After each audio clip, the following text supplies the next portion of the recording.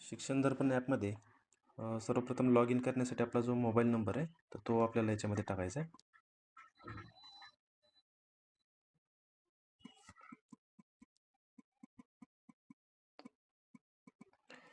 तर याच्यामध्ये आपला मोबाईल नंबर टाकून पासवर्ड टाकायचा आहे.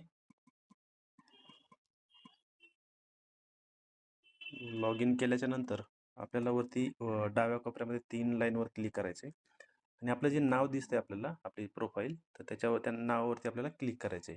तर शिक्षकाची प्रोफाईल ओपन होईल. त्यानंतर उजव्या कोपऱ्यात एक एडिटचं बटन आहे पेनचं, त्यावर क्लिक केल्यानंतर आपल्याला असं एक पेज ओपन होईल. त्याच्यामध्ये पुढे जा, तिसऱ्या पेजवरती आपल्याला आपली शाळा बदलता येईल. त्याच्यामध्ये आता आपण तालुका, केंद्र आणि शाळा नंतर वर्ग निवडून आपल्याला ते जतन करायचे. तर जतन केल्याच्या नंतर आता आपल्याला एकदा लॉग आउट करावं लागेल आणि लॉग आउट करून परत लॉग इन केल्याच्या नंतर आपल्याला आपली नवीन शाळा यामध्ये दिसेल.